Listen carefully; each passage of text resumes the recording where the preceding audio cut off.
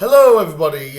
Long time no speak. I haven't really felt great for the last little while. That's why you've seen no commentary by me. So apologies for that. There might be sporadically. I will get back to doing videos again, or shall we say talks. But I did want to get onto this. This is a Grimsby-based video, so. Let's just talk about the result yesterday, shall we? 5-0. Not good enough. Defensively, we looked a mess.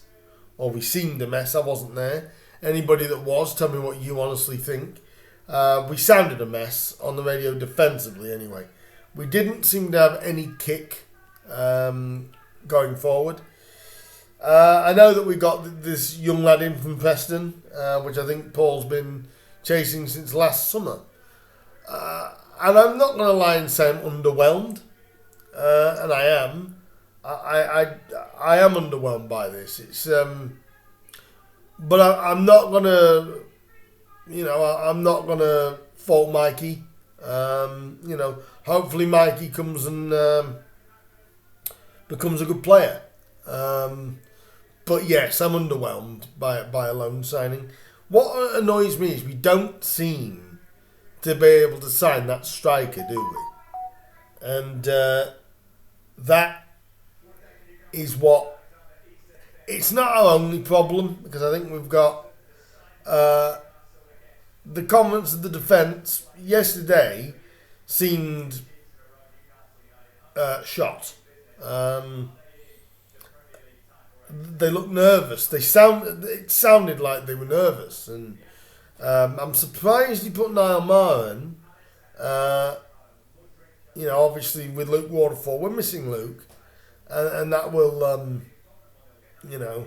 that's a big blow. Hopefully his back problem clears up fairly soon. But we had nothing up front. Nothing up front. Apparently Mikey did a decent job. Played okay. Don't know. I don't know. Like I said, I wasn't there. So anybody that was there, do tell me how you think how the lone lad actually played. But I still don't think from our striker problem, he's not the solution.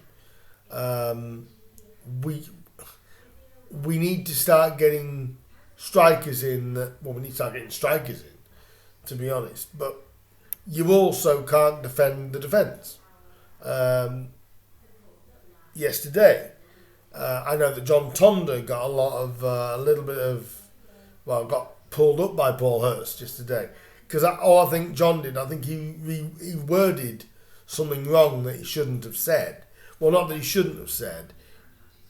The league form hasn't been fantastic. Someone put that yesterday. The only thing I'd like to say on the video is the actual form in general hasn't been that bad.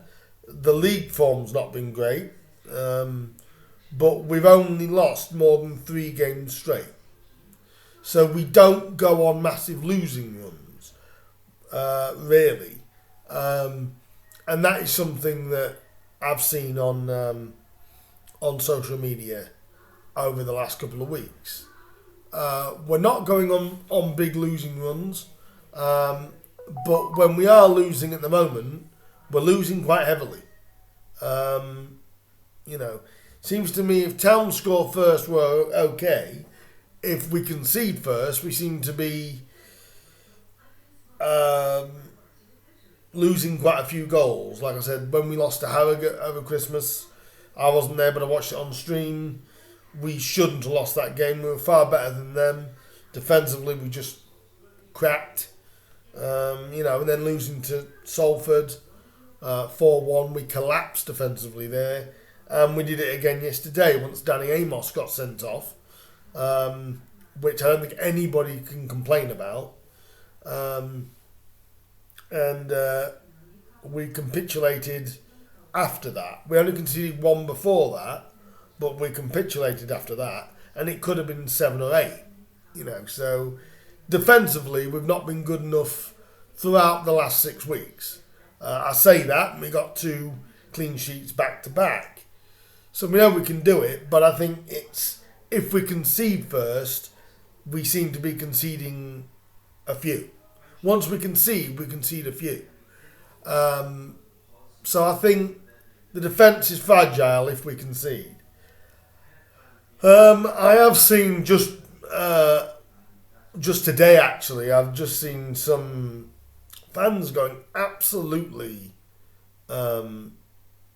bananas. And I've seen one tweet that's obviously been taken off or cancelled or whatever, and our chairman, shut up. You know what I mean? Shut up. Anybody that's going to give our chairman and our board grief because of a couple of results, like I've said in this video, I'm not overly excited about the young lad that's coming from Preston, but you know, it's obviously somebody that Paul likes. And let's just look at where we are at the moment. We're 16th in League Two. Last year, we shouldn't have got up, period. Which, again, I think Grimsby fans have got to accept and realise. We shouldn't be up here anyway. So there has to be a level of perspective. No one has to condone a 5-0 loss, though. Nobody does. You know. And we sounded like we were in it for about 10 minutes. 10-15 minutes, and then it just went all Swindon. But if we take the result aside and go, okay, if you'd have said, I still say we'll finish above 14th, I still think we've got a squad good enough to do that. But if you would have said at the beginning of last season, we would be 16th in League Two after Christmas of the following year, we'd have got up and then we'd have been in League Two, 16th, in the fourth round of the FA Cup. We've had runs in every competition. Okay, it was only your second round in the League Cup. We made the last 16 in the Papa John's Trophy, and we made the fourth round in the FA Cup.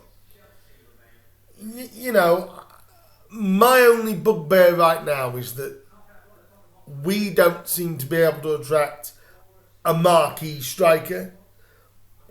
The players we have got work their butts off. And I think with the creation that we have got, we just need that striker to lift us that little bit further forward. That's what annoys me, that Town can't seem to land a marquee striker the last 5 years or 6 years we were in League Two. If you take the half a year we had with Bogle out of it, I think our top scorer then, after Bogle left, was Sam Jones with 7. James Hansen scored 9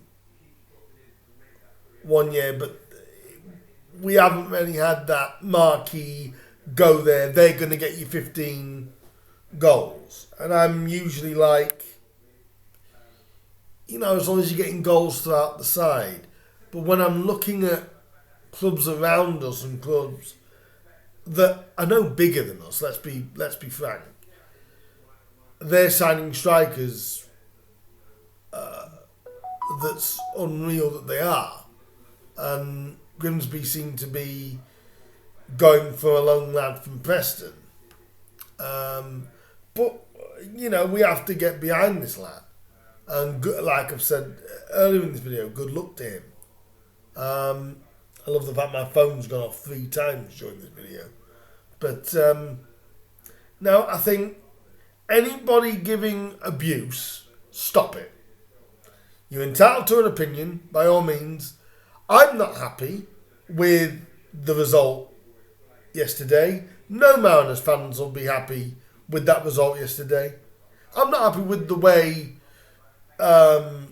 we've defended all the time in the last month or so. Like I said that and we got 2 back-to-back clean sheets prior to this. But you've also got to remember, Swindon aren't a bad side either. You know, I mean, they were 8th before we played them. But you look at the next 9 games. Let's look at that. Or the next 6. They're all against teams around Grimsby. They're all against teams around Grimsby. And I know some people are getting restless with Paul Hurst and whether he's the right man. I understand that, because obviously being where we are, I think that's more out of frustration than it is. If you look at outcoming, I'll just take you through our next 6 fixtures that we've actually got, because they're all winnable. All of them are winnable. We've got Harrogate next Saturday, which I will start doing a review on, or preview, sorry, and I'll review it next week as well. We've got Harrogate. We're at Crawley. We're at home to Newport. We end the month against Newport. We then go to Crewe on February the 4th. We host Colchester on the 11th. And we go to Gillingham on Valentine's Day. And we have Crewe at the end of February. So you look at those 7 games out of the next 9 league games, because we will have an FA Cup tie in the middle of that. Judge us then. Because if we're not getting results against teams around us like those, then you can probably get a bit more worried and a bit more, on Paul's back. No one's saying you've got to accept the result, because I don't. I don't accept us losing 5-0. I don't. But at the same time, I'm also not going to go around and start, having to go at players, or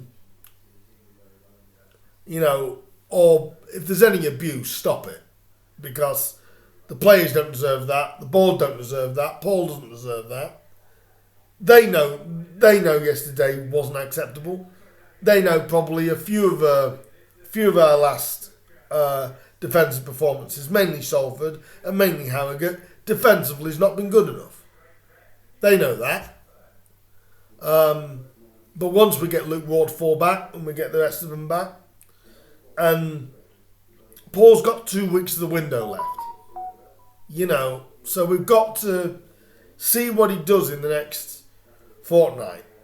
See what he does in the next fortnight. See if he can bring players through that, or bring players in that are going to excite us. Paul's always capable of pulling out that gem. But, I'd love us to keep Brendan Kiernan. I don't know whether we will. Like I said, it's not all down to us. That's also down to his parent club. But he's really the only loanee that I would keep. If we were to keep any loanee, it would be Brendan. But we'll have to wait and see how this week goes. Apparently we'll be talking to Brendan this week, because he ends on Saturday. So his last game would be Harrogate. So we'll need to know before Harrogate whether he's here or not. But even so, we've got 2 more weeks of the window. Let's see what Paul does. Paul knows we need a striker. It's not just about having a forward, it's about having a striker. So, we haven't got one. Paul can say so, the board can say so. We haven't got a striker in the side. Ryan's out longer term now. John is not, he's working hard, but he's not, the ball's not falling for him. And I've always said that John McAtee's not a striker. We need a striker. But defence don't need us badgering them. They need us supporting them. And that's my opinion. Do leave your comments down below for me. A bit of a mishmash this video. We'll get back to some normality in the next week or so. I will have a preview for the Harrogate game. I'll also review it. the day afterwards. So keep your eyes peeled. I'm going to get back to doing some more videos. In the meantime, if you are a Grimsby fan, even if you're not, like, subscribe, please do. I'm back to some sort of level. Like, subscribe, comment your opinion, and I'll see you guys in the next one. See you soon.